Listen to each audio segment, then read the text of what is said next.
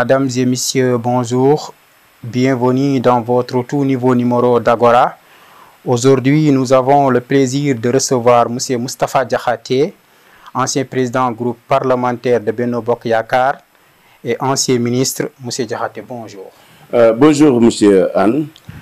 Je vous remercie de cette invitation et je voudrais en profiter pour saluer tous ceux qui travaillent avec vous autour de Al Amin TV. Saluer aussi les internautes qui nous regardent et souhaiter qu'on puisse passer une excellente émission. Merci.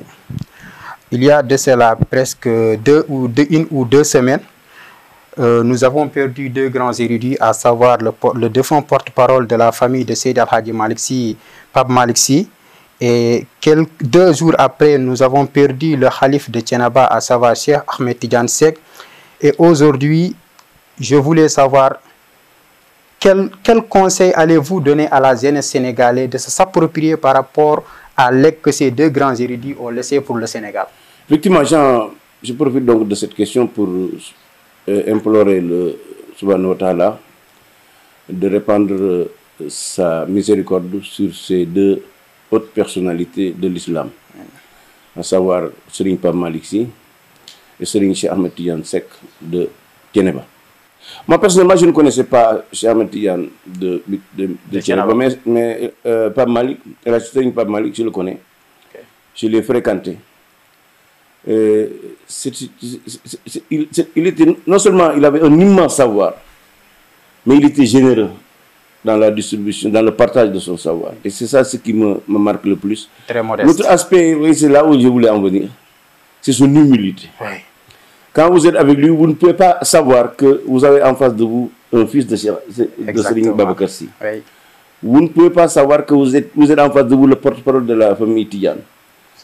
Tellement il était modeste, et ça ne transparaît ni dans son propos ni dans son comportement.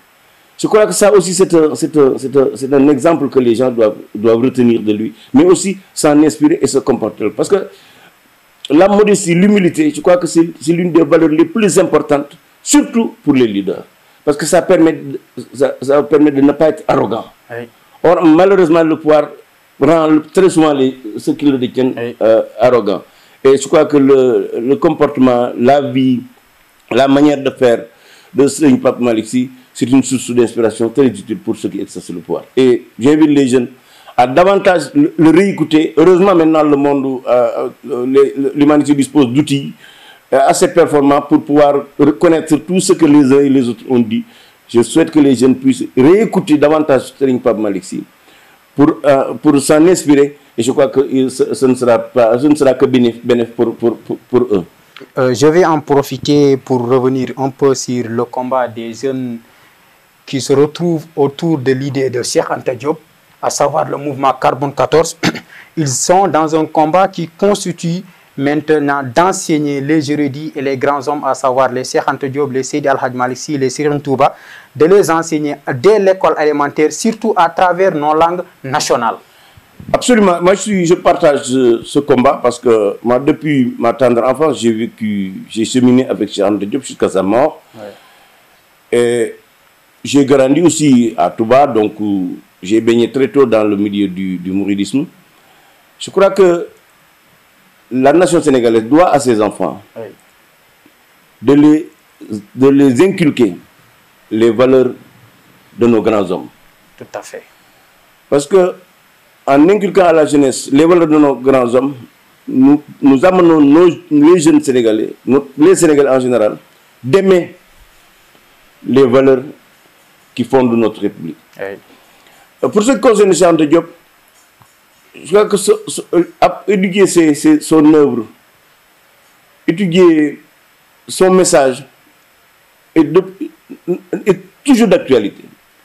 Je crois que nous ne pourrons jamais réussir à décoloniser culturellement les Africains si nous nous privons des enseignements de Cheikh Anta Diop. Oui, surtout en passant par l'État fédéral qu'il parle. Absolument, il faut qu'on l'étudie parce que Cheikh Anta Diop, sa mission fondamentale, c'est de décoloniser, c'est de décomplexer les Africains. Oui.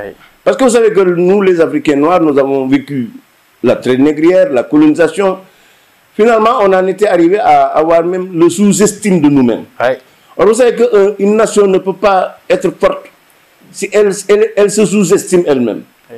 Et malheureusement, avec la colonisation et la traite négrière, nous sommes arrivés à considérer que nous, à la limite même, on ne vaut pas grand-chose. D'ailleurs, souvent vous entendez les Sénégalais dire, écoutez, si on amène les Sénégalais en France, au bout de 6 mois, nous allons détruire la France, et que si les Français viennent au Sénégal, au bout de 6 mois, ils vont transformer le Sénégal comme la France. Je crois que ça, c'est un discours extrêmement dangereux. C'est le discours que tiennent des gens qui n'ont pas confiance en eux, et qui se sous-estiment.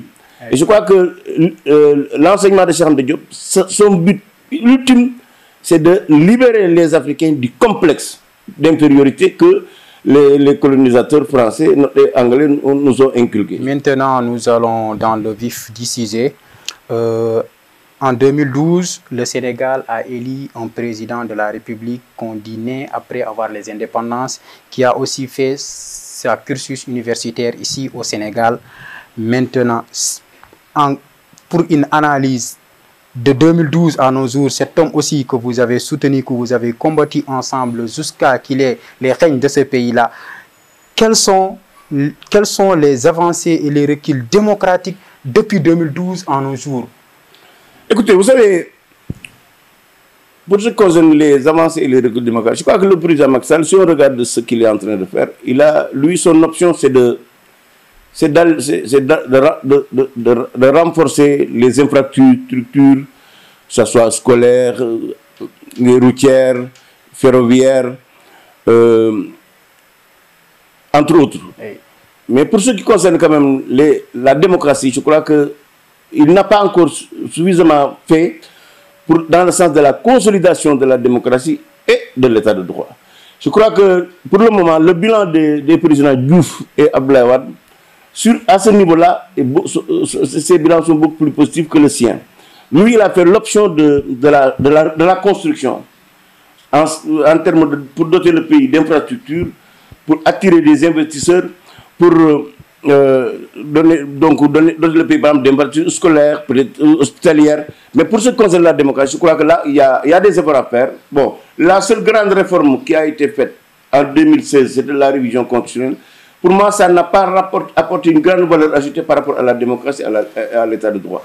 Maintenant, pour ce qui concerne des reculs, peut-être ce qu'on peut regretter, c'est le recours de plus en plus fréquent de la police et de la justice pour régler des contentieux politiques. Pour moi, à chaque fois que le débat politique est tranché par la justice, je considère que c'est un échec des hommes politiques. Parce que nous devons être suffisamment outillés pour pouvoir nous affronter et sans que cela soit tranché par la justice ou par la police.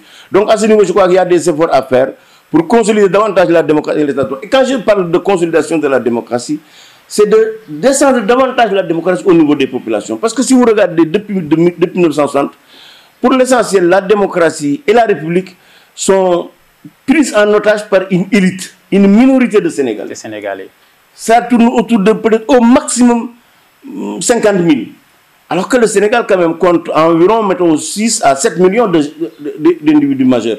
Mais quand on regarde de fond, la démocratie est prise en otage. Il y a une OPA des élites politiques, des élites administratives, et sur la démocratie et sur la République. Et je crois que nous devons faire davantage pour que la démocratie soit de plus en plus descendue à la base. Il y a la réforme sur la communalisation universelle, mais ça n'a pas été accompagné par un processus de responsabilisation beaucoup plus accru des populations par rapport à la gouvernance de leur localité. Si vous allez dans une commune, c'est ce que vous voyez au niveau national, que vous retrouvez dans la commune. Ensemble, c'est les partis politiques qui continuent encore à gérer les communes. Ce qui fait que les populations en tant que telles ne sont pas suffisamment impliquées. Or, pour moi, une démocratie qui marche, c'est une démocratie où le peuple détient réellement les pouvoirs, et ce qui n'est pas malheureusement le cas pour le moment. Maintenant, je comprends évidemment que lui, quand il venait, le défi qu'il voulait relever, c'est de montrer que ce n'est pas un président par défaut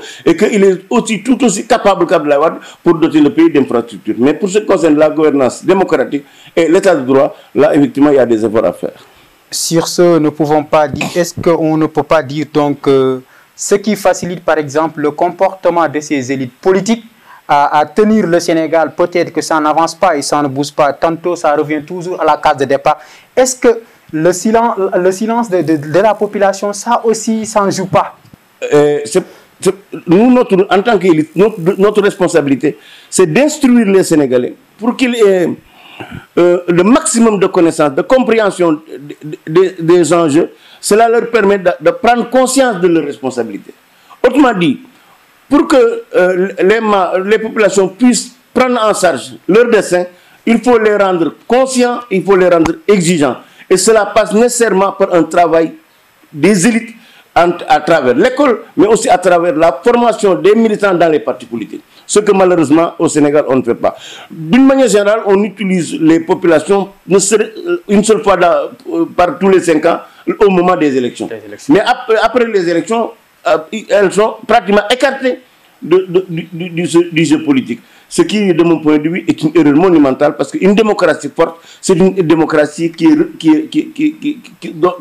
dont les populations sont appropriées. Et malheureusement, ce n'est pas encore le cas au Sénégal. Dans cette semaine, nous avons constaté l'arrestation de 2 journalistes à travers les collaborateurs du ministère de l'Environnement. Et par ailleurs, hier aussi, il y a 4 jeunes Sénégalais qui ont été arrêtés à Saint-Louis. Les jeunes de l'ONG Urgence panafricaniste de Kémi Seba ont été arrêtés parce qu'ils ont tenté de rebaptiser le statut de fédéraux par le nom de Cheikh Ahmadou Bamba Khadim Rassoul. Quelle réflexion faites-vous par rapport à ces arrestations qui se multiplient d'un jour à un autre? Écoutez, pour ce qui concerne le statut de fédéraux, pour moi, je l'ai écrit que la présence de fédéraux à Saint-Louis, c'est une profanation des hommes et des femmes que ce même Faidherbe a tués à l'époque de la conquête coloniale. Il s'agit d'environ 20 000 Walo. Il a brûlé des villages entiers, massacré des populations. Je ne sais pas au nom de quoi Saint-Louis et le Sénégal doivent rendre hommage à un tel criminel. Je ne vous trompe pas. Et en bas de cet extrait, c'est écrit: le Sénégal reconnaît. C'est un mensonge. Le Sénégal ne reconnaît pas les bienfaits de Faidherbe. Le Sénégal ne peut pas rendre hommage à Faidherbe parce qu'il a massacré plus de 20 000 de nos compatriotes. Donc c'est une contre-vérité. Cette écriture, ce n'est pas le Sénégal, ce sont les colonisateurs qui l'ont mis. De mon point de vue, après 60 ans après l'indépendance, la présence de l'ancêtre de Faidherbe est une insulte aux Sénégalais. Ça prouve encore une fois que le combat pour la décolonisation est devant nous et non derrière nous. Évidemment, donc, je déplore la présence de ce statut, mais aussi, je condamne l'arrestation de ces jeunes-là. Parce que ce qu'ils ont fait est moins grave que de laisser ce statut surplombé dans l'île de Saint-Louis. C'est inacceptable. Donc moi, j'exige à ce qu'ils soient libérés, mais j'exige aussi que ce statut-là soit déboulonné. Mais il ne faut pas se limiter seulement à déboulonner la statut. De mon point de vue, il faut qu'on crée un musée de la colonisation, oui, où il y aura tous les écrits sur la colonisation, oui, tous les méfaits de la colonisation, tous les dégâts pour que la jeunesse d'aujourd'hui et de demain, oui, puisse savoir ce qui s'est réellement passé. Tout à fait. Et en même temps, je serais favorable qu'on ait aussi un musée de la traite négrière.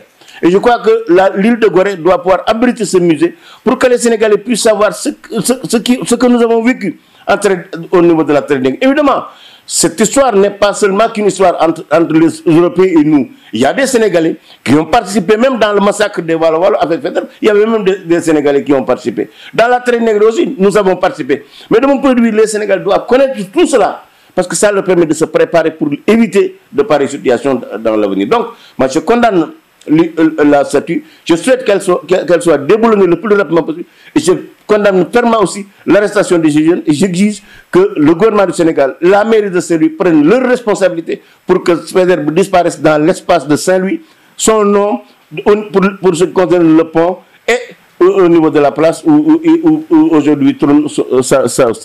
Toujours dans le cadre de changer les noms des rues et statuts, il y a le maire de Gorée, oui, Augustin Senghor, qui dit que lui, il ne va en aucun cas changer les rues de sa mairie pour donner les noms à un autre en tant qu'il est maire. Je crois qu'il est même revenu sur la question dans la mesure où la place de l'Europe, le conseil municipal a décidé de changer le nom. Ça s'appelle désormais la place de la dignité ou de la liberté, des choses comme ça. Donc je crois qu'il a parlé trop tôt. Vous savez qu'il y a des noms qui, à Gorée, rappellent le passé colonial et le passé de traite négrière de cette île-là. Je crois que les Goréens n'ont pas besoin de rendre hommage à ces individus-là. Maintenant, je souhaite moi que l'île de Gorée soit transformée en musée panafricain de la traite négrière. Okay. Où véritablement on va y mettre toute cette personne qui visitera Gorée pourra, en plus de la maison des esclaves, avoir d'autres sources pour comprendre davantage ce qui s'est passé pendant le commerce triangulaire, les dégâts que cela a causé au Sénégal et en Afrique. Le problème entre Moustapha Cissé Lo, l'honorable député Farba Ngom et Yaha Mbaye, et par ailleurs ce combat qui était un combat un problème privé est revenu sur la toile, et c'est pas dans ce sens-là comment dirais-je, le groupe parlementaire Benno Bokk Yakaar a exclu Moustapha Cissé Lo du parti, et j'ai entendu un juriste dire la manière dont ils ont écrit, ils l'ont exclu en utilisant le nom de l'Assemblée nationale. Ça ne va pas en conformité avec le droit. Absolument. Vous savez que le groupe, c'est une association privée. Le groupe n'engage pas l'Assemblée nationale. C'est-à-dire c'est le groupe parlementaire Benno Bokk Yakaar à l'Assemblée nationale. Mais ce que fait le groupe, ça n'engage absolument pas l'Assemblée nationale. C'est pourquoi d'ailleurs même dans les entêtes, il faudrait éviter que de mettre le logo de l'Assemblée nationale. Alors maintenant, pour ce qui concerne l'affaire Cissé Lo, il y a deux constatations. D'abord, moi, je déplore et je condamne les propos, les insultes qui ont été prononcées dans les audios dont nous avons, qui circulent dans les réseaux sociaux. Mais je dénonce aussi la publication de ces audios. Parce que si vous écoutez bien, en fait, il s'agit de messages privés. C'est des audios que lui aurait envoyés à des députés ou bien à des personnes. À ses collaborateurs. Alors, ces gens-là qui ont diffusé, de mon point de vue, ces audios sont aussi fautifs que Moustapha Cissé Lo. Parce que si l'insulte est un délit, la diffusion d'une conversation privée sans l'accord de celui qui tient les propos est illégale et condamnée par le code pénal. Mais Moustapha Cissé Lo même a été insulté par un député dans les médias. Et pourtant, ce député n'a pas été sanctionné. Donc, pour moi, Moustapha Cissé Lo n'a pas été sanctionné parce que sinon, on allait sanctionner tous ceux qui ont insulté. Maintenant, la manière dont il a été exclu au niveau de l'Alliance pour la République est illégale. Vous savez qu'à l'APR, la discipline est gérée par le statut et le règlement intérieur. Pour ce qui concerne le statut et le règlement intérieur, qu'est-ce qu'il dit? Quand un militant a un comportement délictueux par rapport au parti, c'est le secrétariat exécutif national qui fait l'instruction et qui remet un rapport au président du parti, qui est le seul habilité à sanctionner un militant. Deuxième chose, avant de sanctionner quelqu'un, selon l'article 22 des statuts, il faut nécessairement l'écouter. Ce qui n'a pas été fait. Par conséquent, donc moi je considère que le président Macky Sall a violé les statuts et le règlement intérieur du parti dans l'exclusion de Moustapha Cissé Lo, ce qui, de mon point de vue, n'est pas à son honneur. Parce que même les statuts, c'est ce qui régit les rapports entre les militants, c'est ce qui donne des attributs et des pouvoirs et des responsabilités, des devoirs et des droits aux uns et aux autres. À les violents, de mon point de vue, Macky Sall a aussi fauté que Moustapha Cissé Lo pour ce qui concerne l'image que nous devons renvoyer, que le parti doit renvoyer à l'opinion. Dans ce même sens, le procureur de la République a saisi la brigade de recherche pour qu'il essaie de recoller toutes les informations qui sont poursuivies. Donc, vous aussi voulez demander que s'il décide de poursuivre Moustapha Cissé, il doit faire pareil pour la personne qui a divulgué cette... Il ne peut pas faire autrement.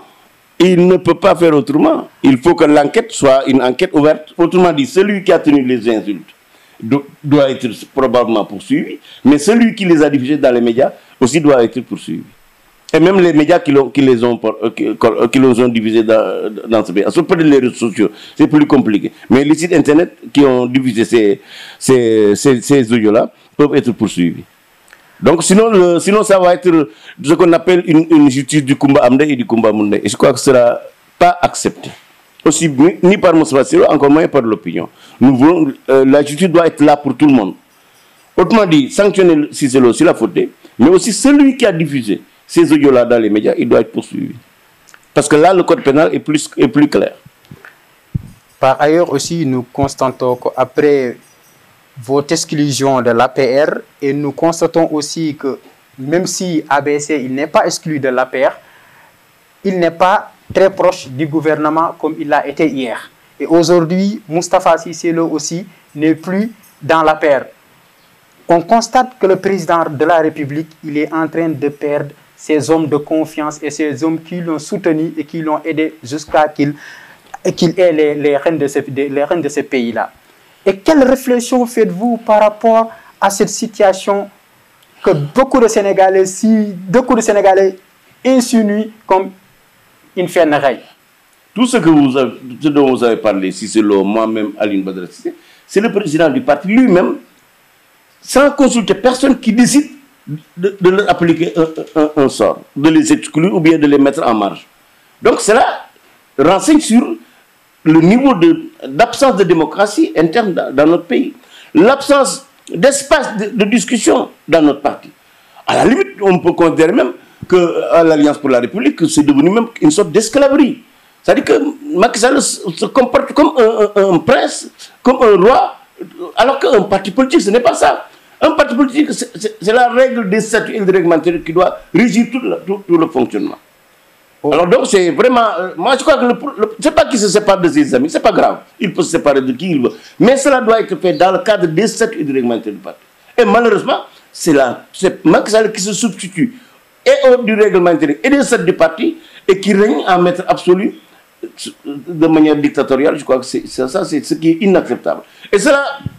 Peut-être qu'il pense que ça peut le servir, mais ça va se retourner bientôt contre lui. Parce que même on ne peut pas être avec des gens et se comporter comme si le parti lui appartenait. Un parti politique, c'est une association d'hommes et de femmes libres. Ce n'est pas une propriété d'un parti politique. Quand il faisait sa déclaration de patrimoine, le nom de l'APR ne figurait pas. Par conséquent, donc, il doit, d'un point de vue, à ce niveau-là, doit se ressaisir. Parce que même, il en fait trop. C'est pourquoi moi j'appelle ce qu'il désigne comme sous le nom de commission de discipline, comme une commission de guillotine, parce qu'en réalité, elle ne repose sur aucun fondement, aussi bien des statuts et des règlements intérieurs. Donc en réalité, le problème de fond, c'est l'absence de démocratie, c'est le confinement du débat démocratique, c'est la gestion personnelle du parti par le président Macky Sall, qui est à l'origine de tout ce que nous constatons et que nous déplorons, et qui, de mon point de vue, va lui coûter très très cher s'il ne fait pas attention. Est-ce que ceci n'a toujours pas existé au moment où vous étiez dans ce parti-là et que vous ne l'avez peut-être jamais dénoncé? J'ai été expulsé, je n'ai pas démissionné de l'APR.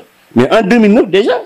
Non, vous avez resté en 2009 alors qu'au moment où vous connaissez que le parti... Vous ne pouvez pas me dire que Al-Amin TV, vous ne rencontrez pas des difficultés et pourtant vous ne quittez pas. Non, ce n'est pas parce qu'on n'est pas d'accord qu'on quitte. On reste dedans et on se bat. Maintenant, le jour... moi, ce qui m'a fait quitter l'Alliance pour l'Europe, c'est quoi? Quand j'ai dit que Macky Sall ne peut pas avoir un troisième mandat. Je n'ai pas attendu donc moi d'être dehors pour critiquer la gestion du parti. Je n'ai pas aussi attendu d'être dehors pour critiquer la façon dont Macky Sall se comporte. C'est après avoir dit qu'il ne peut pas briguer un troisième mandat qu'il m'a expliqué. Donc moi, je n'ai pas attendu d'être dehors pour le dire. Maintenant, pour lui, effectivement, lui, quand il était au PDS, personne n'a jamais entendu Macky Sall formuler le moindre grief sur la gestion d'Abdoulaye Wade. Il a fallu qu'Abdoulaye Wade lui retire tout ce qu'il lui avait donné. Il a fallu qu'il soit dehors pour commencer à critiquer Abdoulaye Wade. Donc je crois que cette critique-là que vous venez de formuler est beaucoup plus valable pour Macky Sall que pour moi. Mais lui aussi, lorsqu'il quittait le parti, c'est lui qui a décidé de quitter le parti. Non, du tout. On lui a tout repris. Il était président de l'Assemblée, on lui a repris d'abord le poste de secrétaire général adjoint. On lui a repris le poste de président de l'Assemblée. C'est à partir du moment qu'il a démissionné. Mais il peut rester au militant simple. C'est lui qui a démissionné de toute façon. Il faut lui demander. Pourquoi il n'est pas resté? Lui, il était numéro 2 du parti. Oui. Premier ministre du parti. Président de l'Assemblée nationale au nom du parti. Pourquoi il quitte le parti? Parce qu'on lui a retiré tout ça. C'est ça l'ingratitude. Mais l'essentiel, c'est lui qui a quitté. Non, l'ingratitude, c'est de quitter parce qu'on vous a pris des avantages. Lui, il a quitté quand il n'avait plus d'avantages dans le parti. Ce qui n'est pas mon cas. Moi, je l'ai critiqué quand j'avais tous les avantages. Peut-être il n'y avait pas aussi cette démocratie que vous fustisez dans la paix. Elle n'existait pas dans... Peut-être que vous ne me connaissez. Vous savez qu'il faut faire une histoire. Avant de rencontrer Moussa Diakhaté, il faut l'étudier. Moi, c'est en 2000, je vous ai étudié. Novembre 2000, que j'ai créé le mouvement Wachok Alternance. Pour combattre le fonctionnement antidémocratique au sein du Parti démocratique sénégalais. Donc, je crois que si vous saviez ça, vous n'allez pas me poser cette question. J'ai fait des recherches. Ah non, en tout cas, vous avez raté à ce niveau-là. Mais ce que j'ai dit, si par exemple Macky Sall, c'est lui qui a décidé de quitter... Mais il n'a rien décidé. C'est-à-dire quand Abdoulaye Wade lui a pris le poste de numéro 2 du parti, lui a pris le poste de premier ministre, le poste de président, quand il savait qu'il n'avait plus d'avenir dans le parti, il a quitté. Ce qui est une ingratitude. Oui. Parce qu'au moment où lui, il était premier ministre... Il a quitté. Juste s'il vous plaît, au moment où il était premier ministre, au moment où il était président de l'Assemblée nationale, d'autres personnes plus valeureuses que lui, plus compétentes que lui, n'avaient pas ces postes. Et il a fallu qu'on lui prenne ça pour qu'il parte. Alors qu'il y a des gens qui étaient avec lui, qui étaient au parti, au moment où il avait ses avantages, et qui sont restés, même après son départ. Donc, c'est de l'ingratitude, c'est de quitter le PDS, au moment où, parce qu'on lui a tout pris. Parce que ce qui est certain, si Macky Sall était resté premier, il n'allait jamais se séparer avec Abdoulaye Wade. Si Macky Sall était resté président de l'Assemblée, il n'allait jamais se séparer avec Abdoulaye Wade. Donc lui, il est resté avec Abdoulaye Wade parce qu'il avait des avantages et des intérêts. Quand les intérêts et les avantages, il ne les avait plus, c'est à ce moment-là qu'il a quitté. Nous allons constater que dans le combat contre le Covid-19, le ministre Mansour Faye, il y a de cela, juste avant la sortie du président de la République, son dernier message de la nation, le président a dit que dans le cadre de l'aide alimentaire, ils ont déjà effectué à hauteur de 67%. Oui. Et le ministre lui-même, il a pris le contre-pied en disant qu'ils sont à 41%. Et par ailleurs aussi, on note parfois des erreurs sur les dates et en ce qui concerne la communication du ministère de la Santé. C'est dans cette logique que Zak Habib-Sy a dit que les statistiques données par le ministère de la Santé et son cabinet sont fausses et que le Sénégal compte beaucoup plus de cas qui errent dans les rues ou bien qui sont prêts. Et dans le cadre large, quelle réflexion faites-vous par rapport à la communication dans le cadre de la force Écoutez, moi, je ne parlerai pas de la communication, je parle plutôt de la gestion de la pandémie. Je crois que ce qui est clair, et que tous les Sénégalais peuvent le reconnaître, c'est que le président Macky Sall a échoué dans son combat contre la maladie. Pourquoi? Aujourd'hui, après 120 jours de présence du virus au Sénégal, nous sommes à plus de 7000 malades. Il y a de 7000 infectés. Il y a des milliers qui sont aujourd'hui hospitalisés. Il y a plus de 136 morts. Ça veut dire quoi? Que le président a échoué en n'endiguant pas la maladie, en empêchant le virus de rentrer au Sénégal avant le 2 mars. Or, c'était dans l'ordre du possible. Si vous suivez bien, depuis qu'on a formé l'aéroport, il y a de moins en moins de cas importés. Si on avait très tôt, au moment où on savait que la France était infectée, que l'Italie était infectée, et que des gens quittaient ces pays où il y avait le virus pour rentrer au Sénégal, si on avait mis en place un dispositif pour les tester à l'entrée, on ne serait pas, le Sénégal ne recevrait pas 185 individus infectés par la maladie. Ce sont ces gens-là qui ont propagé l'épidémie au Sénégal. Je crois que le président Macky Sall et son gouvernement ont manqué de courage. Ce qu'il fallait faire dès le départ, à chaque fois qu'ils apprennent que dans une localité, la maladie c'est d'isoler la localité, de confiner les populations et de traiter avec efficacité. Si on avait fait ça, on n'en serait pas aujourd'hui à plus de 7000 malades. Et la conséquence, c'est quoi? Aujourd'hui, les hôpitaux sont saturés. Bientôt, les lits de réanimation seront saturés. Et ce sera quoi? Une hécatombe monstrueuse. Et ce qui m'inquiète le plus, c'est les événements qui sont devant nous. Les tabaski, la tabaski, les magal, les gamous. Si nous ne faisons pas attention, tout le pays risque d'être infecté. Et je suis persuadé que si c'est le cas, le Sénégal ne se relèverait pas. Parce que nous n'avons pas un plateau médical pour prendre en charge des centaines de milliers de malades. Et malheureusement, c'est la gestion tatillonne, calamiteuse de la maladie qui nous a amenés à cette situation-là.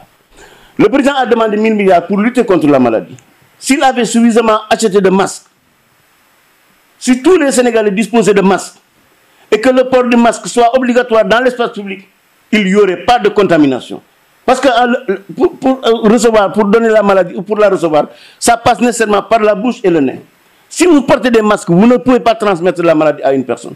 Si vous portez le masque, personne ne vous le transmet. Donc, les 1000 milliards qu'il a utilisés, de mon point de vue, s'il y avait ajouté suffisamment de masques, comme l'a fait le président Alassane Ouattara, en donnant aux Abidjanais 25 millions de masques, alors que c'est moins de 5 millions d'habitants, et comment distribuer 200 millions de masques dans le reste de la Côte d'Ivoire. Si le gouvernement du Sénégal avait fait cela, aujourd'hui, il y a longtemps que la maladie serait maîtrisée. Et malheureusement, ils ne l'ont pas fait. Aujourd'hui, l'état d'urgence est levé, le couvre-feu qui n'a rien servi est levé. Maintenant, aujourd'hui, la maladie se propage comme ce n'est pas possible. Et ça va être beaucoup plus grave à l'occasion de la Tabaski. Des millions de Sénégalais vont se déplacer. Et vont se déplacer avec le virus. C'est-à-dire des villages, même où il n'y avait pas cette maladie, risquent d'être contaminés. Mais c'est de sa responsabilité. La gestion a été catastrophique. Maintenant, pour ce qui concerne le riz, d'abord, le fait donner du riz, ce qui est scandaleux. Au moment où il existe des instruments pour pouvoir remettre de l'argent aux populations. On connaît les bénéficiaires. On connaît le numéro de téléphone, le numéro de carte d'identité. Mais par le transfert d'argent, le gouvernement du Sénégal aurait, en une journée, touché l'ensemble des bénéficiaires. Comme l'a fait la Côte d'Ivoire. C'est 75 000 francs que le président Alassane Ouattara a donné aux bénéficiaires de ce net. Et par le biais du téléphone, les gens ont reçu leur reçu. Il n'y a pas d'appel d'offres, il n'y a pas eu de problème. C'est ça ce qu'il fallait faire. Au lieu d'acheter du riz. Parce que si vous donnez de l'argent aux populations, ça va permettre même de développer l'économie locale. Si vous renvoyez de l'argent aux populations de Tivaouane, mais ce qu'ils veulent acheter, ils vont acheter dans les boutiques de Tivaouane. Le riz, ils vont l'acheter dans les boutiques de Tivaouane. Au lieu que ça soit du riz que nous avons vendu par des Français, par l'intermédiaire de Libano-Syrien. Je crois que véritablement, pour ce qui concerne la gestion des conséquences sociales, laissez pas tant parce que c'est une aide d'urgence. Ça devait se faire en moins de 15 jours. Aujourd'hui, nous sommes à plus de 75 jours et les gens n'ont pas encore reçu l'argent.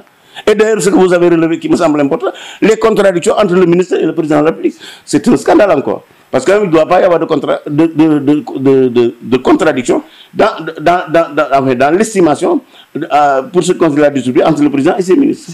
Dès le départ, si le gouvernement avait pris les bonnes décisions, à chaque fois qu'on apprend qu'il y a quelque part un cluster, c'est-à-dire là où il y a l'infection, d'isoler le cluster et de confiner les populations, probablement si on avait fait ça, il n'y aurait pas autant de malades dans ce pays-là. C'est ce qu'on fait des pays comme la Corée du Sud, comme Taïwan. À chaque fois qu'ils apprennent qu'un quartier ou un immeuble, il y a une infection, tout le monde est isolé et pendant 15 jours, la chaîne de contamination est brisée. C'est ce qu'ont fait tous les pays qui ont réussi à battre la pandémie. Et même la France. Et même la France, le confinement en France a permis d'endiguer la propagation de la maladie. C'est pourquoi on constate aujourd'hui qu'avec la levée de l'état d'urgence sanitaire, aujourd'hui la pandémie est en train de reprendre en France. C'est pour dire ceci, que si on avait en ce moment-là identifié les quartiers où il y avait ces malades, aussi bien à Dakar qu'à Touba et ailleurs, probablement la chaîne de transmission allait être circonscrite et maîtrisée. Et ce qui n'a pas été fait.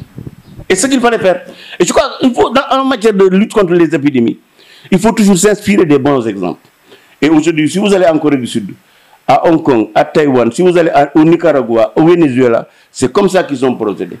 C'est pourquoi moi j'ai toujours considéré qu'il fallait y impliquer, mettre au-devant les chefs religieux.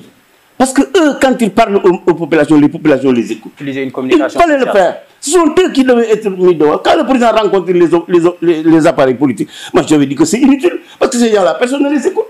Or, s'il avait rencontré Serigne Mountakha, Serigne Babacar Sy, le khalife général de Layène, de Ndiassane et le clergé, probablement ces chefs religieux allaient parler à leurs disciples et certainement les gens allaient porter ne serait-ce que les masques.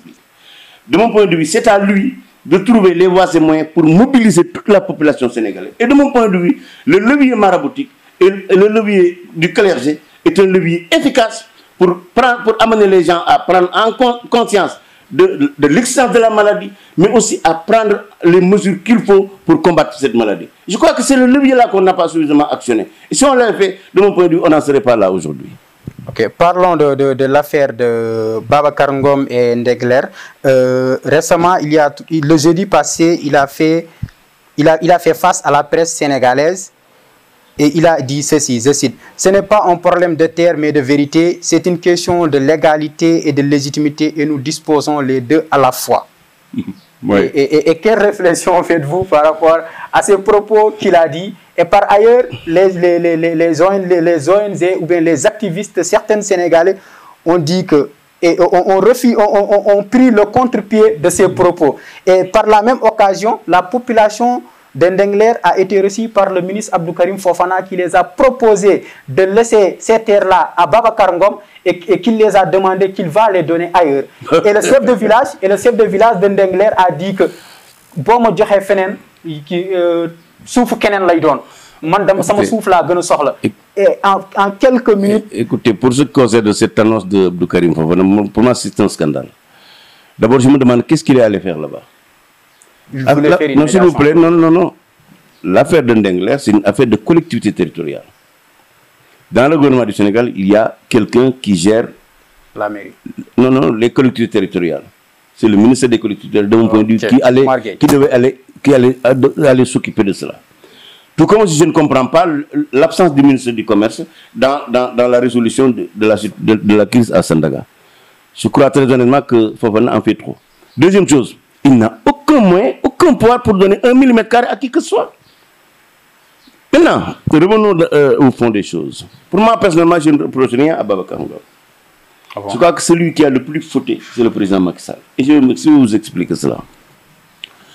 Le domaine national, la loi sur le domaine national est extrêmement claire pour ce qui concerne l'affectation des terres. Qu'est-ce que dit cette loi-là? Seuls les villageois ou la communauté rurale peut affecter des terres. Seule la communauté rurale de Ndengler, de Ndiagania ou de Signa peut affecter des terres. Et cette communauté rurale ne peut affecter des terres qu'aux habitants de la commune. Vous ne verrez nulle part une possibilité qui est donnée au président de la République d'affecter des terres. Parce que le président de la République n'est pas un conseiller rural. Ni de Ndiagania, encore moins de Signa. Deuxième chose, Babacar Ngom n'habite pas dans la localité. Par conséquent, il ne peut pas en bénéficier. Le président a eu tort parce que la délibération qui a été faite par la communauté rurale de Signa, c'est une délibération illégale. Oui. Et malheureusement, le président a légalisé une illégalité en donnant à Babacar Ngom un décret qui lui donne un titre foncier sur cette délibération. Parce que la terre de la communauté rurale de Ndengler, de Signa ou de Diamniadio, ou de Ndiagania, pardon, ne peut être donnée, ne peut être affectée qu'aux populations qui vivent de cette commune-là. Et Babacar Ngom n'est pas de Ndengler. Ceci aussi n'est-elle pas les manquements de l'acte 3 de la décentralisation? Non, cette affaire n'a rien à voir avec l'acte 3, parce que ça a eu lieu avant l'acte 3 de la décentralisation. C'est en 2012. C'est en 2012. Donc ça n'a rien à voir avec l'acte 3. Ici, le président de la République, de mon point de vue, vous savez qu'en fait, ça c'est le rôle, de mon point de vue, a été même induit en erreur, bien a été poussé à la faute par le représentant de l'État au niveau de la commune d'Homme, notamment par le sous-préfet, qui a validé une délibération, une affectation qui est illégale. Et c'est à part de ce moment que tout ce qui est arrivé. Ce qui est inacceptable. On ne doit pas faire signer au président des décrets illégaux. Ça déteint sur son image. Ça remet en cause le sérieux avec lequel il travaille. Or, un président ne peut pas se tromper. Surtout de ce côté-là. Parce que la loi sur le domaine national, c'est une loi de 1964. La loi sur le domaine public de l'État, mais c'est une loi très ancienne. La loi sur le domaine privé de l'État, c'est une loi très ancienne. Malheureusement, ces lois-là, on les bafoue tous les jours. Et on le fait au détriment du monde rural. Et si on continue comme ça, bientôt les paysans n'auront plus le pain de terre pour cultiver. Et ce sera inacceptable.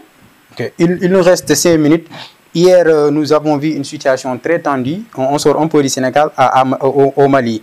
L'Assemblée nationale a été attaquée, la télévision nationale vandalisée, le programme arrêté par le mouvement d'Imam Dicko. Quelle analyse faites-vous par rapport à ce poids fort de Imam Dicko et cette situation qui est en train qui se répète depuis des années, depuis presque 2 à 3 ans au Mali? Écoutez, vous savez, moi, je suis très particulièrement là ce qui se passe au Mali. Maintenant, pour ce qui concerne les autres revendications, de mon point de vue, là, c'est le président Ibeka qui doit se mettre à la hauteur. Il y a des griefs qui sont formulés contre sa gouvernance. De mon point de vue, c'est lui qui doit les regarder froidement pour ce qui est vrai, pour apporter les modifications nécessaires. Et je crois que c'est ça l'intérêt du Mali. Parce que si aujourd'hui, le président Ibeka tombe sous la pression de la rue, celui qui va le remplacer, certainement, va aussi tomber sous la pression de la rue. Je crois que la situation du Mali, la réponse de la situation, de la crise du Mali, un pays qui est pratiquement confronté au terrorisme, qui est pratiquement en partition, de mon point de vue, n'a pas besoin de ce type de problème. Oui. Maintenant, donc, l'Union africaine, la CEDEAO, l'UEMOA doit exiger le respect du mandat du président Ibeka. Maintenant, le président Ibeka doit se mettre à la hauteur. Parce que ce qu'il lui reproche, c'est la corruption endémique qui existe au Mali. Et peut-être que nous partageons avec lui. À ce niveau, je crois que c'est à lui de faire des efforts. Mais aussi, qu'il est en train de permettre à ses enfants, notamment à son fils, d'avoir beaucoup de place dans le dispositif malien. Je crois que ça aussi, c'est un mauvais message. Donc, il faut un règlement politique du problème malien et non un règlement insurrectionnel. En tout cas, c'est ce que je souhaite pour le Mali. Et je demande notamment au président de la République du Sénégal, à ses homologues de l'UEMOA et de la CEDEAO et de l'Union africaine, de prendre leurs responsabilités pour que l'ordre constitutionnel soit respecté au Mali. Merci, Président Moustapha Diakhaté, et nous sommes à terme de notre émission. Votre dernier mot? Écoutez, c'est d'abord vous remercier et lancer un appel au peuple sénégalais, parce que la pandémie est là, l'épidémie de la Covid est là au Sénégal. Et si on ne prend pas les mesures idoines, d'ici la Tabaski, le Sénégal risque d'être fortement infecté. Et le plateau médical du Sénégal n'est pas en mesure de supporter des centaines de milliers de malades. Si cela nous arrive, nous risquons d'en payer le prix.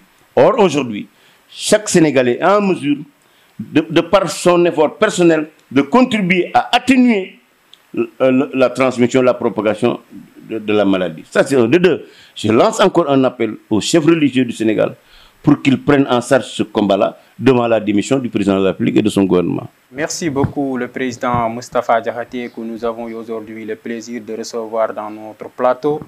Et nous lui remercions pour sa disponibilité et sa pertinence. Et aussi, nous donnons rendez-vous à nos chers amis internautes avec un autre numéro et un autre invité. Merci beaucoup.